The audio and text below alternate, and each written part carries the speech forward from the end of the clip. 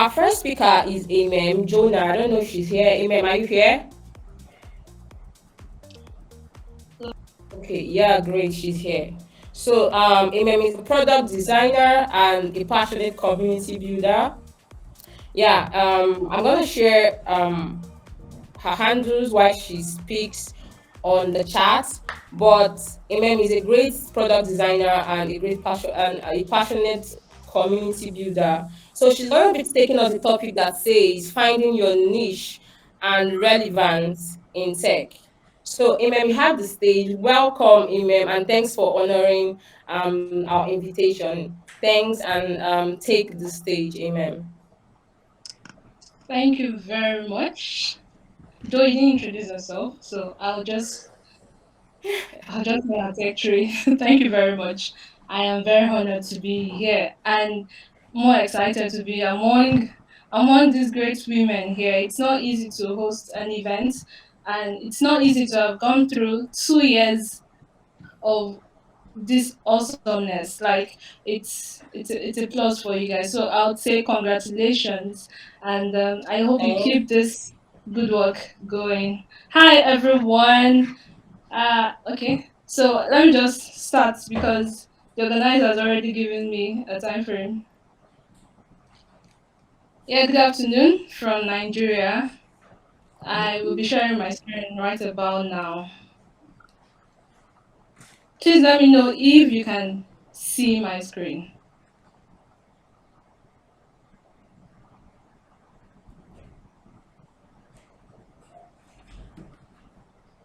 Hi, can you see my screen?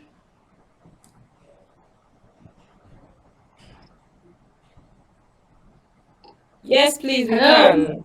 We Okay, can. thank you. So I'll just go ahead. My name is Jonah, and I am a UI UX designer. I would call myself a visual designer. I would call myself a product designer, and partially a fashion designer. In any sense, just know that I am a designer all around, and I've been a designer all my life until I came across a certain day, time that I then knew where to, pick my niche from and make myself important in that same field. So, yes, I will be taking you through finding your niche and relevance in tech. How important do you want people to remember you for? What do you want people to know you? What do you want people to actually acknowledge you for? And if your name is being mentioned, let it be like a familiar topic. Oh, I know this great woman. She's a product designer or she's a developer. That is entirely what I'll be speaking on. So I won't just go ahead without sharing a little of my story. And it's going to be very short because I have limited time. I'm just going to highlight those very disturbing moments, those important moments that actually made me who I am today. Right? I started this tech career in 2017. Supposedly, I was studying computer science. No, computer science only paved the way, right? But when I went for my industrial attachments, I met some awesome people doing awesome things, and I kept wondering what were they doing until I joined in. That was hotels.ng. I joined in to do the designer internship, and when I started, then my parents' mentality, or my parents are these old people that their mentality was, you're a girl child, you should you should graduate after your education, you should graduate then get married or you get a job if you want to. And that was their mentality. But to me, it wasn't like that because I knew there was more to life, there was more to actually living than just graduate and get married. No. So during that industrial attachment, I was at home. I barely went for any internship at all, but I was in hotels.ng.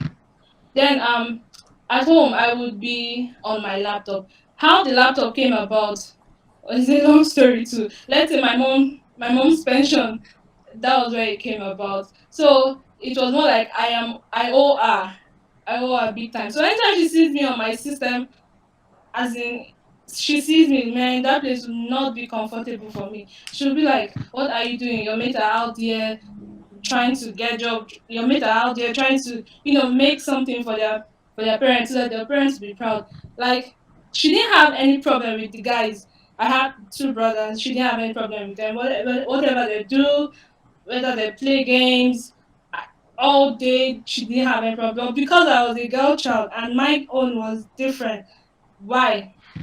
Well, then she didn't see my importance. She didn't see how relevant I was. Then, you know, I'm the fifth child, so there are other children there that she were actually liking. Then, but me, I was like the least of the children she liked. Then, like, she just wanted me to get something for myself, but the approach was the approach wasn't really what I liked. And I was this person that amongst 10 guys, you will see me as the only lady. And I like it because I like proving points. I like proving myself. Like, whatever you can do, I can do it. And I can do it even better than you. So that's the kind of background I grew up in, plus the family, then the environmental factor, where I was trying to balance this. I was trying to balance this just because I want something more. Then when I finished the hotels at NG, I knew that I was going deep into something. Then I continued. I was consistent with it, but there was a question someone asked me, a friend of mine. He asked that if they called this particular person, we all know she's doing design. If they call this particular person, we all know he's doing mobile dev, like in our immediate community. What are you doing? What do they know you for?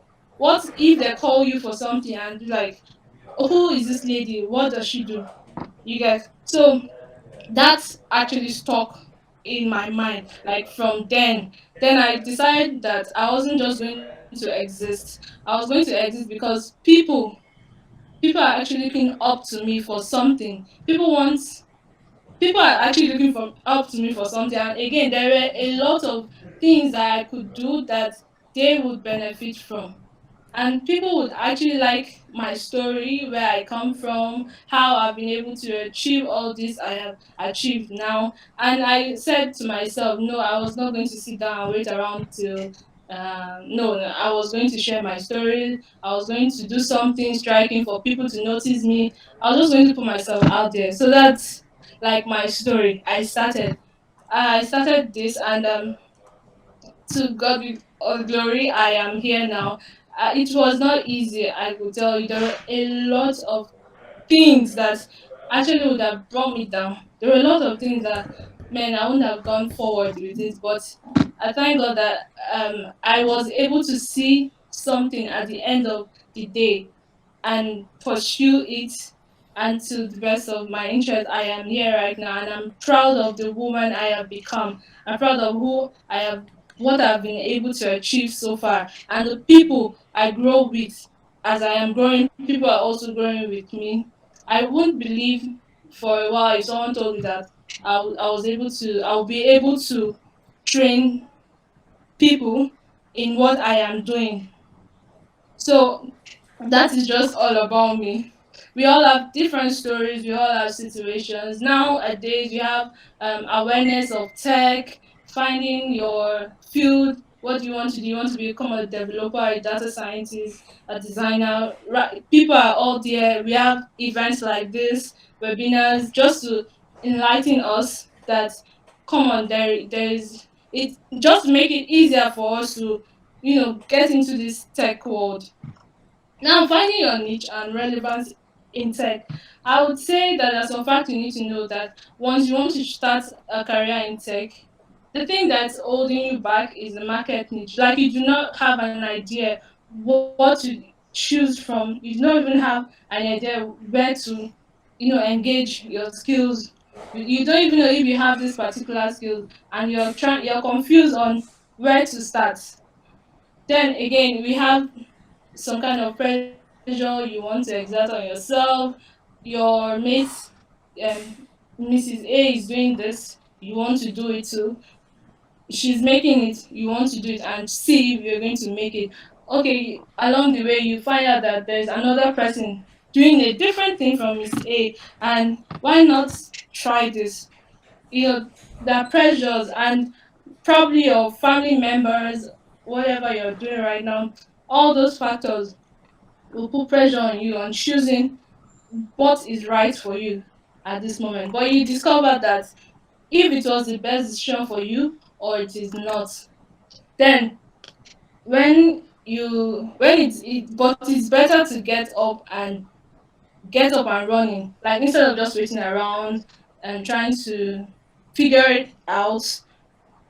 You just start immediately. Why? Because you feel this person is making it and you just want to jump right on it.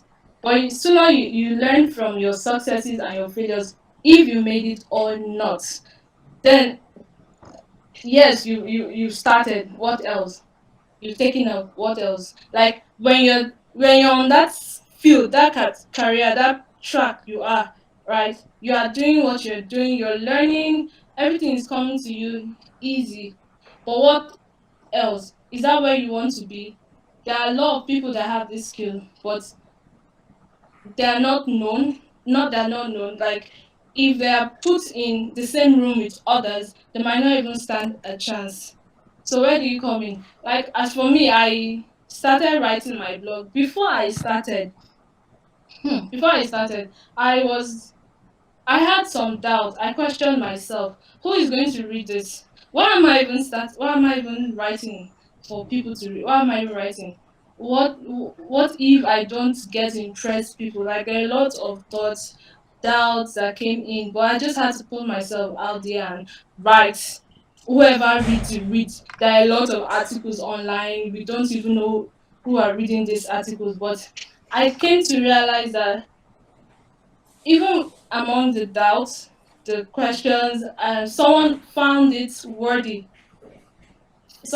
my article worthy, and the person had this comment that if he had read this 15 years ago, probably he would have considered a career in design. Wow, I was astonished because I didn't expect this.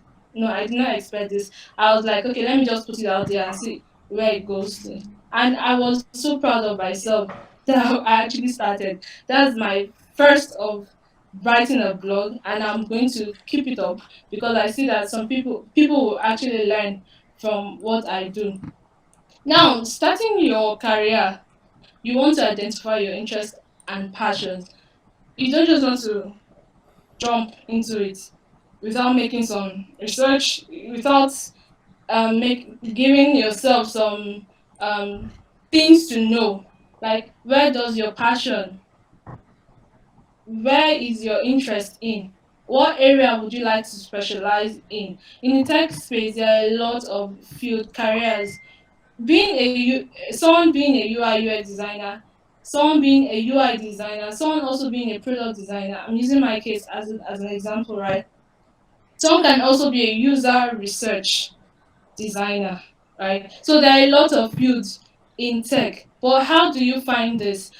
These are like some prompts that could help you determine where your interest lies. Now, how do you like to spend your free time? When you're not doing a certain thing, what are you doing? What motivates you? Like what inspires you? For me, design inspired me right from the onset, but I didn't know this until 2017. I like to play with food, I like to play with dresses, I just like to design things. When I'm angry or I needed time for myself, I'm always with my pen trying to sketch out things, even if they're not fine, but just I'm just inspired by the art of design. That was me. But I didn't come across this knowledge until 2017. Now, what community club do you belong to? Because this will also inspire you to choosing to make it easier for you in choosing what tech career or field you would like to belong to. Secondly, you have to identify tech problems you can solve. When I knew that I had these design skills, and during the hotels.ng, I was designing well, and there was a time I did ALC program, under learning community, and I started as a developer then. So we had this. this very challenging this challenging problem we're supposed to solve. I solved it. I wrote code. I designed it. I solved it. But I came to find out that people who come across this project, my own project, they're like, wow, wow, what is wowing them was the design. They don't even care about the code, how the functionality of how the apps work. It was a simple tic-tac-toe, but they were just so marveled about the design itself. Like, that was when I knew that, oh girl, you need to start thinking of solving design problems in tech.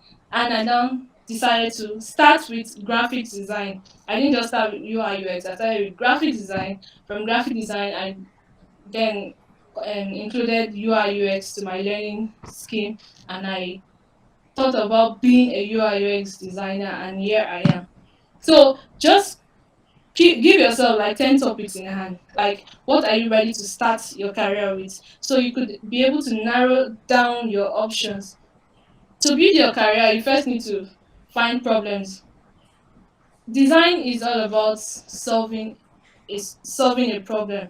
You don't just design.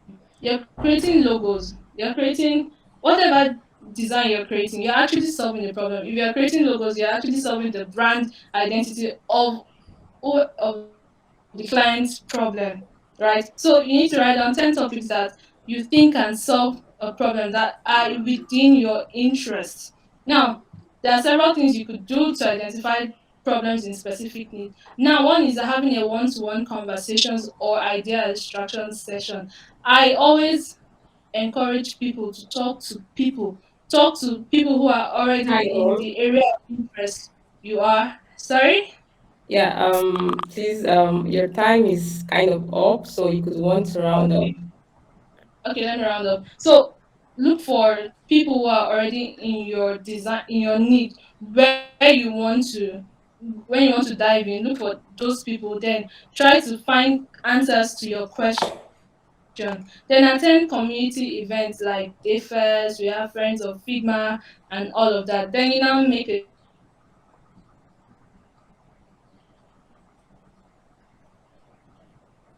choice and you decide which one you want to pursue. It's hard, but if you are consistent and you true to your passion, you practice every day, I'm very sure the sky is just your starting point. Now you start having interest in your profession, you start gathering new learnings and connections to build a greater product. Also, keep up with the latest trend. That is just it. Keep up with the latest trend. Go online, research what is it that is making Google hire some people.